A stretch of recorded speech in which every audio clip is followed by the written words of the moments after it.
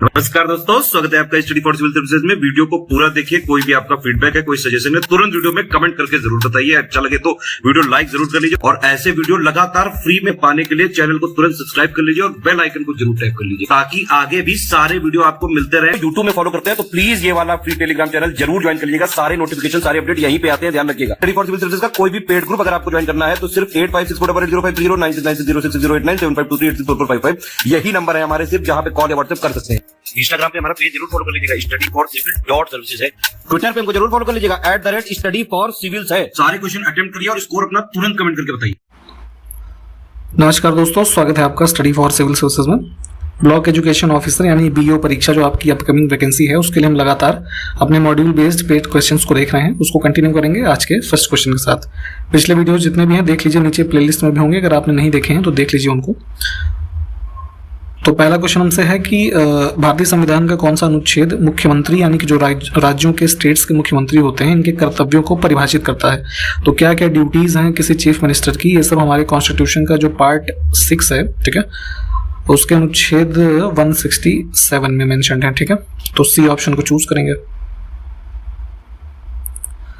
अगला है कि भारत के संविधान के किस अनुच्छेद के अनुसार मुख्यमंत्री की नियुक्ति जो है किसी राज्य के राज्यपाल के द्वारा की जाती है, ठीक है। तो जैसे अभी 2022 में ही उत्तर प्रदेश में विधानसभा के चुनाव हुए, तो यहाँ पे जो शपथ दिलवाई जाती है मुख्यमंत्री को, तो गवर्नर के द्वारा यानी राज्यपाल के द्वारा दिलवाई जाती है। तो जैसे आनंदीबेन पटेल जी ने दिलवाई थी योगी जी को, ठीक है। तो ये किस अनुच्छेद के अंतर्गत की जाती है, तो ये 164। वर्ष 2021 तक की जो है उपलब्ध जानकारी के अनुसार भारत के किसी भी राज्य के सबसे लंबे समय तक सेवा देने वाले मुख्यमंत्री कौन रहे हैं, ठीक है। तो इनका नाम है पवन कुमार चामलिंग, ठीक है। सी ऑप्शन देखिए।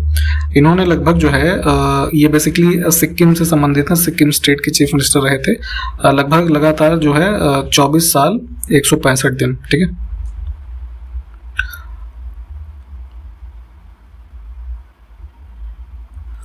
मुख्यमंत्री के वेतन और भत्ते कौन तय करता है, ठीक है। तो जो स्टेट के चीफ मिनिस्टर हैं उनकी जो सैलरी होगी, अलाउंसेस क्या होंगे, तो ये तय होते हैं जो है राज्य विधायिका के द्वारा, ठीक है। जैसे केंद्र में संसद ये सब चीजें करता है, तो यहाँ पे उसी क्रम में अगर ये फैक्ट बताएं आपको, तो तेलंगाना जो राज्य है वहां पे सबसे ज्यादा मुख्यमंत्री और जो विधायक हैं उनकी सैलरी पूरे देश के विधायकों में सबसे ज्यादा है।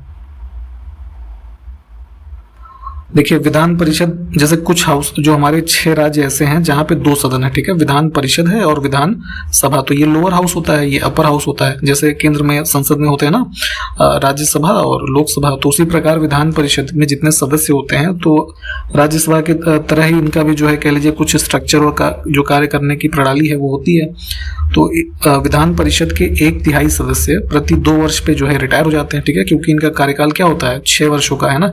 तो ऐसे 1/3 जो है चुने जाते रहते हैं और 1/3 रिटायर होते रहते हैं, क्योंकि ये जो है सदन कंटिन्यूअस चैम्बर होता है, ठीक है, विघटित नहीं होता है। तो इस वजह से यहाँ पे ऐसा प्रावधान है। तो ऑप्शन ए हमारा करेक्ट हो जाएगा।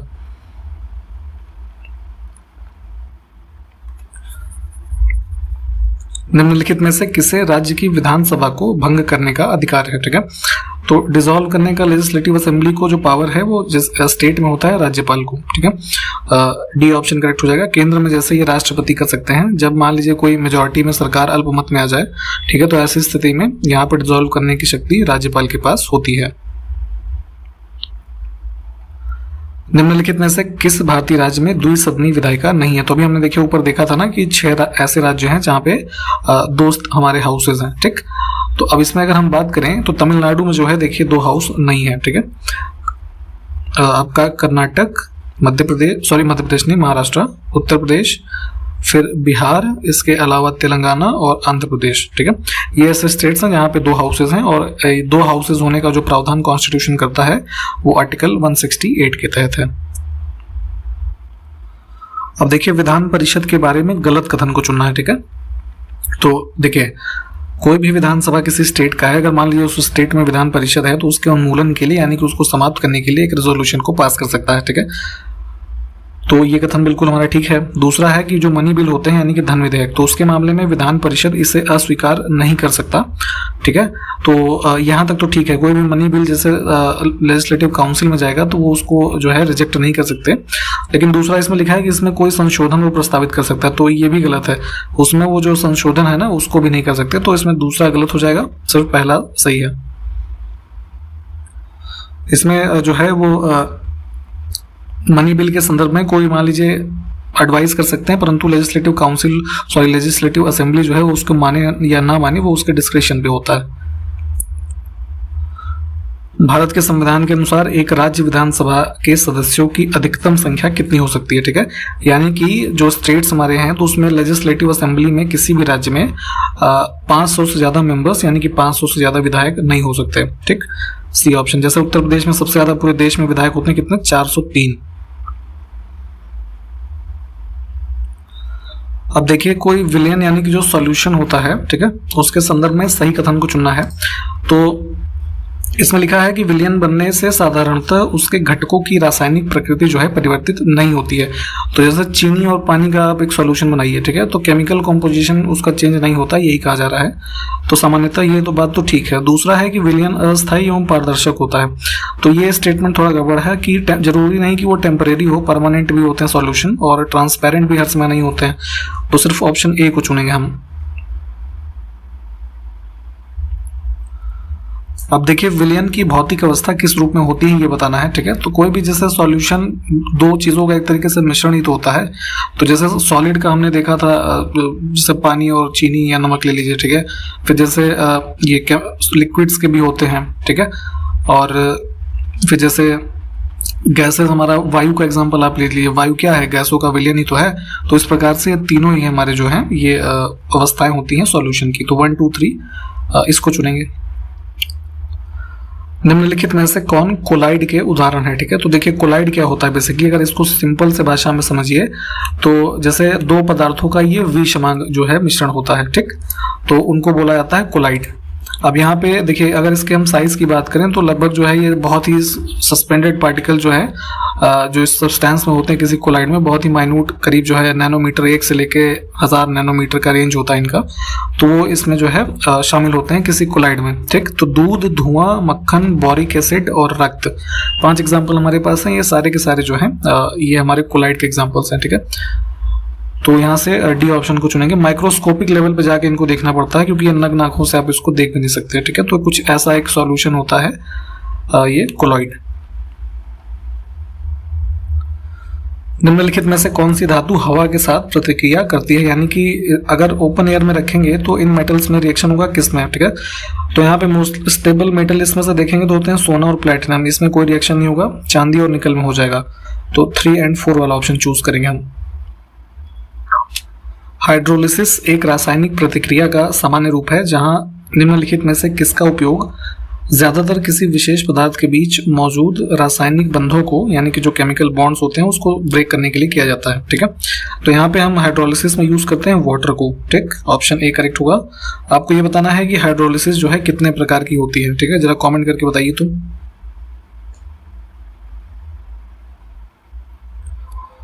निम्नलिखित में से कौन से प्रदूषक वायु प्रदूषण यानी कि जो एयर पोल्यूशन होता है उसमें शामिल होते हैं। तो एयर पोल्यूशन में देखेंगे तो बहुत ही सारे जो सब्सटेंसेस हैं, सस्पेंडेड जो पार्टिकुलेट मेटल्स हैं, या इसके अलावा कार्बन मोनोऑक्साइड, अमोनिया, है ना, एल्डिहाइड्स, बेरिलियम, ये सब जितने भी हैं ये सब प्रदूषण में शामिल हैं। तो हम इसमें से डी ऑप्शन को ही चुनेंगे। निम्नलिखित में से कौन सा रोग जल प्रदूषण यानी कि वाटर पोल्यूशन से होता है। तो देखिए यहाँ पे कंजक्टिवाइटिस, नेत्र ये श्लेष्मला शोध करके है, और श्वसन संक्रमण यानी कि जो रेस्पिरेटरी इन्फेक्शंस होते हैं ये सब एयर पोल्यूशन से कह लीजिए होते हैं। इसमें डायरिया जो है ये आपका वाटर बॉर्न डिजीज है यानी कि वाटर पोल्यूशन से होता है। तो सिर्फ ओनली 3 जो है ये करेक्ट होगा। देखिए इसमें से कौन सा प्रदूषक जो है समुद्री प्रदूषण का प्रमुख स्रोत है, ठीक है, major source of marine pollution. तो यहाँ पे देखेंगे तो सबसे ज्यादा इसमें से जो हार्मफुल होगा मरीन जो कह लीजिए स्पीशीज हैं उसके लिए, उसमें पोल्यूशन करने के लिए ये एग्रीकल्चरल रन ऑफ, यानी कि जो हमारे खेतों में जैसे फर्टिलाइजर्स यूज होते हैं, पेस्टिसाइड्स यूज होते हैं, ठीक है, तो वो धीरे धीरे जो रन ऑफ हो करके हमारे इसमें मरीन इकोसिस्टम में जाता है तो वो सबसे ज्यादा पोल्यूट करता है उसको बड़े स्केल पे। तो हम इसमें से सी ऑप्शन को चूज करेंगे। इसमें देखिए कि कौन से मृदा प्रदूषण के स्रोत हैं, यानी कि सॉइल पोल्यूशन के सोर्सेस कौन है। तो सॉलिड वेस्ट जितने होते हैं, पेस्टिसाइड, केमिकल फर्टिलाइजर्स है ना, और जितने भी सीवेज वगैरह आते हैं ना शहरों में, ये तो ये सब के सब जो है आपके सॉइल को पोल्यूट करते हैं, तो तीनों ही करेक्ट हो जाएंगे। अगला देखिए, नदी बेसिन जल संसाधन प्रबंधन के लिए निम्नलिखित में से कौन सी युक्ति नहीं अपनाई जाती है, ठीक है। तो देखिए कोई भी रिवर बेसिन है, ठीक है, तो वहाँ पे जो उसका वाटर जो मैनेजमेंट करना होगा हमारे, तो उसके आसपास की जो ये सॉइल और लैंड है उसका सर्वेज हम करते हैं, ठीक है। नदी परियोजनाओं के जल ग्रहण में जो मृदा संरक्षण के कार्य हैं, यानी कि सॉइल कंजर्वेशन के जो एफर्ट्स होते हैं उसको करते हैं। शिफ्टिंग कल्टीवेशन यानी कि जो स्लैश एंड बर्न वाली एग्रीकल्चर होती है, तो ये थोड़ा इन चीज़ों पे हम कंट्रोल करते हैं, ठीक है। और डिफॉरेस्टेशन नहीं होगा इसमें, वनों की कटाई नहीं बल्कि एफॉरेस्टेशन होगा, ठीक है। वनारोपण जो है, हम यहाँ पे इस कैचमेंट एरियाज में अगर वनों को लगाएंगे तो वो हमारा जो है वहाँ पे वाटर रिसोर्स को मैनेज करने की दिशा में काम करेगा। निम्नलिखित में से कौन से रेडियोधर्मी प्रदूषण के कृत्रिम यानी कि मानव निर्मित संसाधन है, ठीक है। तो देखिए जो रेडियो एक्टिव पोल्यूशन होता है उसमें अगर देखेंगे तो परमाणु ऊर्जा संयंत्र यानी जो न्यूक्लियर पावर प्लांट्स जो बने हैं तो ये मानवों ने ही तो बनाए हैं, तो इससे जो रेडिएशन होगा तो ये मानव निर्मित हुआ यानी कि कृत्रिम हुआ। ब्रह्मांडीय विकिरण यानी कि जो कॉस्मिक रेडिएशन होता है ये तो नेचुरल हुआ ना, ठीक है, ये मैन मेड नहीं है। बाकी परमाणु बम का परीक्षण तो ये भी जाहिर सी बात है कृत्रिम हुआ, मानव निर्मित। तो 1 और 3 जो है ये रेडियोधर्मी प्रदूषण के हमारे जो है एग्जाम्पल्स हैं, तो यहाँ से सी ऑप्शन को चूज करेंगे।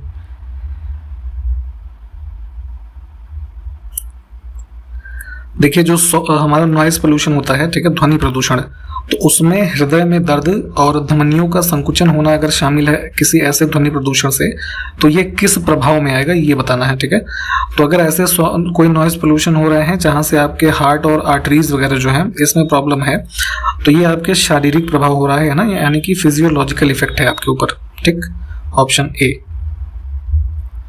नई मंजिल पहल के बारे में सही कथन चुनना है। तो इसका उद्देश्य उन अल्पसंख्यक युवाओं को लाभ पहुंचाना है जिनके पास औपचारिक स्कूल छोड़ने का प्रमाण पत्र नहीं है, ठीक है। तो ऐसे जो कह लीजिए युवा हैं अल्पसंख्यक माइनॉरिटी ग्रुप के, जिनके पास जो है मतलब स्कूल ड्रॉप आउट्स हैं, उनके पास कोई सर्टिफिकेट नहीं है फर्दर कहीं एम्प्लॉयमेंट के जो है चांसेस के लिए, तो उनको यहाँ पे एक जो है 8वीं और 10वीं क्लास का जो है ये सर्टिफिकेट प्रोवाइड करने के लिए एक ये ब्रिज कार्यक्रम लॉन्च किया गया था, नई मंजिल, वर्ष 2015 में, जो अल्पसंख्यक मामलों का मंत्रालय है उनके द्वारा, ठीक।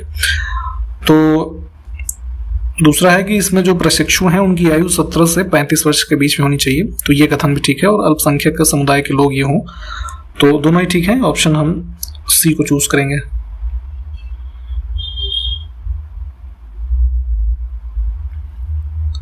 अगला देखिए, निधि एक जो है प्रोग्राम शुरू किया गया है, तो निम्नलिखित में से किसको बढ़ावा देने के लिए एक छत्र योजना है यानी कि अम्ब्रेला स्कीम है। तो बेसिकली देखिए निधि का फुल फॉर्म है national initiative for developing and harnessing innovations, ठीक है।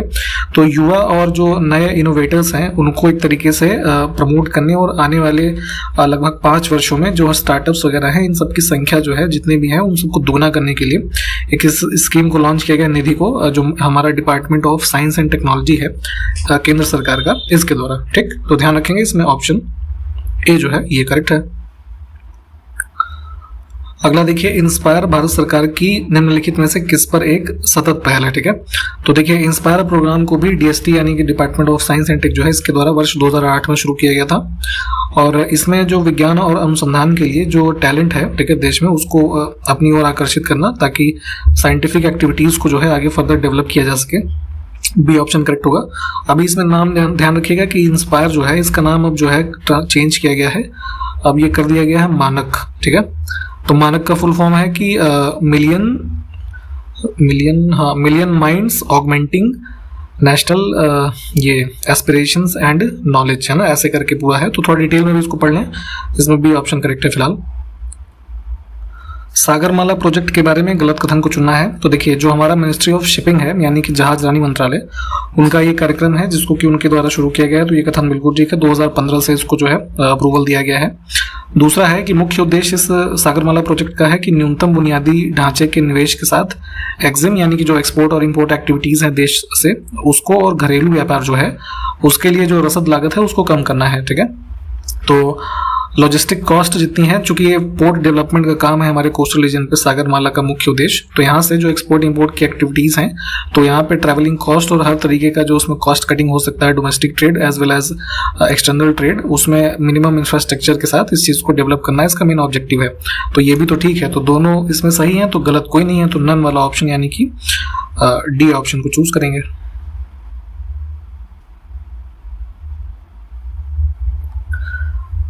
अगला देखिए, पीएम यानी प्रधानमंत्री पोषण योजना 2021-22 से किस अवधि के लिए जो है शुरू की गई है। ठीक है, तो लास्ट ईयर लगभग एक साल पहले 29 सितंबर 2021 को जो यहाँ पे कैबिनेट के द्वारा इसको अप्रूव किया गया था, पीएम पोषण स्कीम 2021-22 से 25-26 तक के लिए। ठीक है, इसमें बेसिकली जो पहले का वो मध्याह्न भोजन योजना है ना, तो उसी का पुराना नाम जो है उसको एक तरीके से संशोधित करके यहाँ पे इस स्कीम को लॉन्च किया गया था।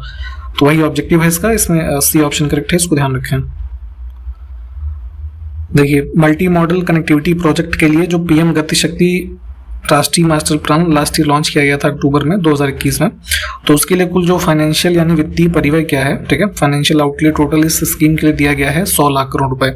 ठीक है, तो इसके अंतर्गत जो है भारत में जो ये कह लीजिए लॉजिस्टिक्स की लागत इसमें भी जो है उसको कम करना है, और जो इंफ्रास्ट्रक्चरल प्रोजेक्ट्स हैं उस सबको बढ़ावा देने के लिए इस स्कीम को लॉन्च किया गया था। तो यहाँ से सी ऑप्शन जो है इसमें करेक्ट हो जाएगा। अगला देखिए, श्रेष्ठ योजना, इसका शॉर्ट फॉर्म यहाँ पे देखिए इंग्लिश में भी लिखा है और हिंदी में। ठीक है, तो इसको किस मंत्रालय के द्वारा शुरू किया गया है ये बताना है। तो लास्ट ईयर जो है दिसंबर 2021 में डॉक्टर भीमराव अम्बेडकर की पुण्यतिथि पे इस स्कीम को जो है हमारा ये सामाजिक न्याय और अधिकारिता मंत्रालय है, सोशल जस्टिस, इन्होंने लॉन्च किया था। और इसका ऑब्जेक्टिव बेसिकली जो यही है कि जो यहाँ पे कुछ टारगेटेड एरियाज में जो हाई स्कूल में छात्रों का एक कह लीजिए आवासीय शिक्षा योजना है, इस तरीके का इसको शुरू किया गया है। और इसमें एक चीज़ ये ध्यान रखिएगा कि जो ये आवासीय शिक्षा योजना श्रेष्ठ को लॉन्च किया गया है, तो इसमें मेन टारगेटेड जो ग्रुप है वो अनुसूचित जाति यानी कि शेड्यूल्ड कास्ट के जो बच्चे हैं, है ना, उनको टारगेट करता है ये स्कीम। तो यहाँ पे ये ध्यान देने योग्य बात है। ठीक, तो ऑप्शन हमारा डी करेक्ट था इसमें।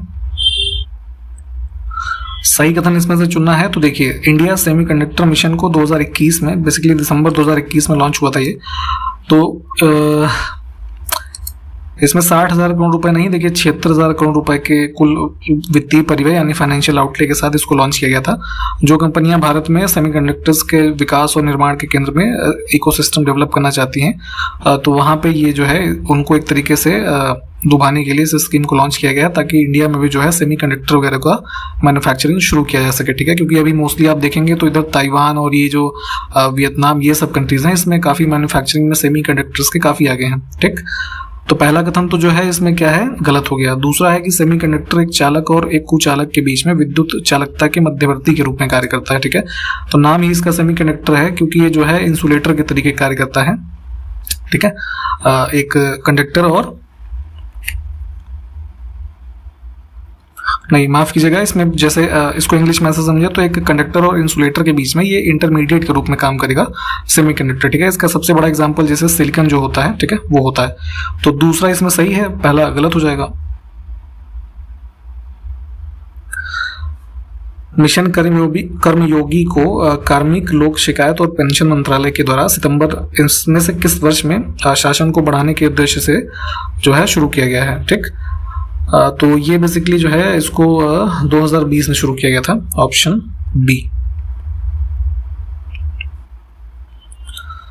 देखिए, एक स्कीम है टॉप्स, ठीक, फुल फॉर्म इसका है ये टारगेट ओलंपिक पोडियम स्कीम। ठीक है, बेसिकली इसका उद्देश्य यही है कि जो मतलब जो अब जैसे अभी टोक्यो में ओलंपिक्स हुए थे, तो अब जो नेक्स्ट ओलंपिक्स होंगे तो तब तक के लिए जो है जो हमारे संभावित खिलाड़ी हो सकते हैं वहाँ पे खेलने के लिए अगले ओलंपिक गेम्स में, तो उनको एक तरीके से यहाँ पे ट्रेनिंग और तमाम तरीके की सुविधाओं को प्रदान करने के संदर्भ में जो युवा और खेल मामले वाला मंत्रालय है उसके द्वारा इसको लॉन्च किया गया है। ठीक, तो फुल फॉर्म ध्यान रखेंगे, target Olympic podium scheme. Bharat सरकार की वन धन योजना जो है, इसका उद्देश्य क्या है? तो हमारा जो ये जनजातीय मामलों का मंत्रालय है उसके द्वारा 2018 में वन धन योजना को शुरू किया गया, और इसमें बेसिकली इसका टारगेट ये है कि जो जनजातीय समूह है, स्पेशली जो आदिवासी लोग हैं जो जंगलों में निवास करते हैं एक तरीके से, तो उनको आर्थिक रूप से सशक्त बनाना। और ये कैसे होगा? तो जो वहाँ के नेचुरल रिसोर्सेज हैं उनके हैबिटेट में, उसका सही उपयोग करके, ठीक है, उनको स्थायी आजीविका प्रदान करना, और इस तरीके की जो उनके बीच में एक्टिविटीज़ हैं उसको बढ़ाने की दिशा में इसको शुरू किया गया है। तो डी ऑप्शन को चूज करेंगे हम।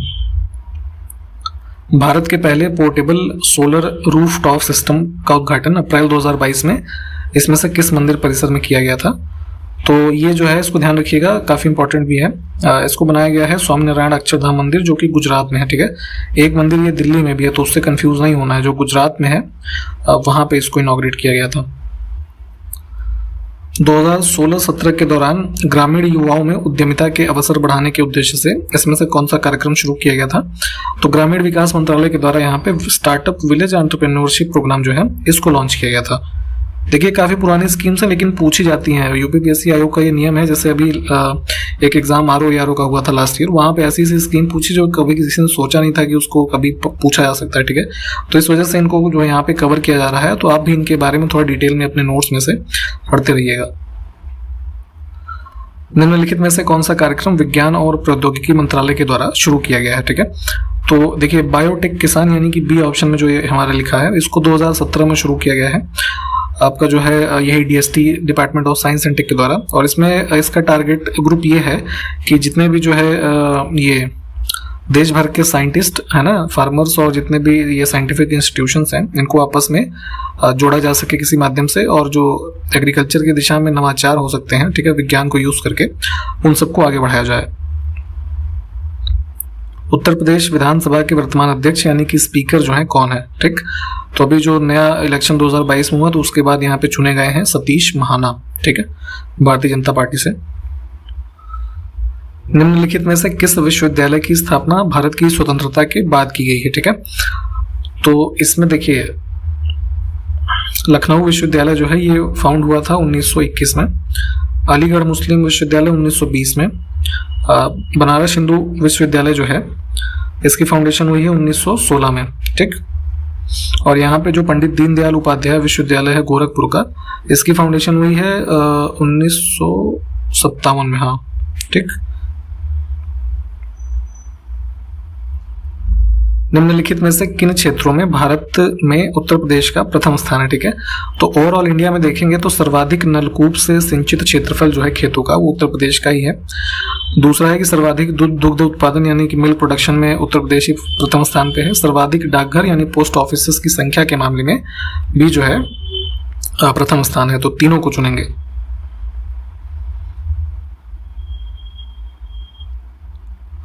हिस्ट्री में आप निजामुद्दीन औलिया के बारे में पढ़ते हैं, तो इनका जन्म उत्तर प्रदेश के किस शहर में हुआ है ये बताना है। तो इनका जन्म हुआ था बदायूं में। ठीक है, माता शाकुंभरी देवी मंदिर उत्तर प्रदेश के किस जिले में स्थित है? तो ये मंदिर जो है यहाँ पश्चिमी उत्तर प्रदेश के सहारनपुर में है। भारत में केला का उत्पादन करने वाला सर्वाधिक राज्य यानी बनाना प्रोडक्शन में सबसे लार्जेस्ट प्रोड्यूसर स्टेट जो कौन सा है? तो ये है आंध्र प्रदेश।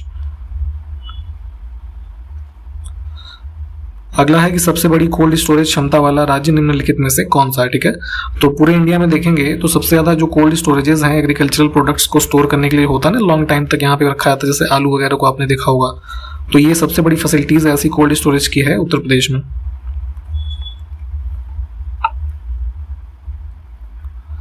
गलत कथन का चयन करना है।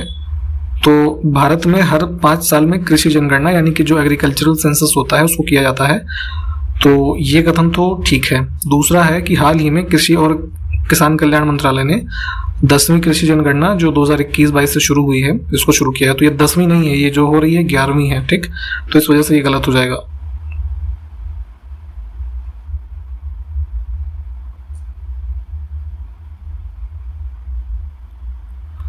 निम्नलिखित देशों में से कौन सा समूह मक्का यानी कि जो मेज की क्रॉप होती है, ठीक है, उसके विश्व में 3 शीर्ष उत्पादक हैं, ठीक। तो सबसे ज्यादा मक्का का प्रोडक्शन होता है कहाँ पे आपका, यूएस में, फिर चाइना में, फिर ब्राजील में। देखिए अभी बजट से पहले इकोनॉमिक सर्वे आया था 2021-22 का, तो उसके अनुसार निम्नलिखित में से क्या भारत से शीर्ष जो कृषि निर्यात वस्तु थी, ठीक है। तो ध्यान दीजिएगा, एग्रीकल्चरल एक्सपोर्ट कमोडिटी जो थी ये थी जो हमारे मरीन प्रोडक्ट्स हैं, ठीक है, ये ऑप्शन बी। कृषि मंत्रालय के अनुसार किन फसलों को बागान फसल के अंतर्गत रखा जाता है, ये बताना है, ठीक है। तो देखिए प्लांटेशन क्रॉप्स की अगर डेफिनेशन हम मिनिस्ट्री ऑफ एग्रीकल्चर के हिसाब से देखें तो उसमें नारियल, सुपारी और कोकोआ यानी कि जो कॉफी बीन्स होती हैं ये होती हैं प्लांटेशन क्रॉप, ठीक। अब बागान फसल के तहत अगर हम यहाँ पे रबर और चाय की बात करें, ठीक है, या कोकोआ तो खैर अलग हो गया और कॉफी जैसे अलग हो गया, ठीक। तो चाय, कॉफी एवं रबर जो है ये बागान फसल होती है हमारी ये वाणिज्य मंत्रालय यानी कि जो कॉमर्स मिनिस्ट्री है उसके अनुसार, ठीक। तो दोनों की क्लासिफिकेशन अलग हैं अलग अलग क्रॉप्स के लिए, तो इसका लिस्ट एक बार देख सकते हैं, तो देख लीजिएगा। हम फिलहाल यहाँ से 1, 2, 3 का ऑप्शन जो है इसको चूज करेंगे, ठीक। तो यहाँ तक हमने आज के इस वीडियो को कंप्लीट किया है। सारे क्वेश्चंस को आप देखें, हम आपसे अगले वीडियो में मिलते हैं, तब तक के लिए नमस्कार, जय हिंद।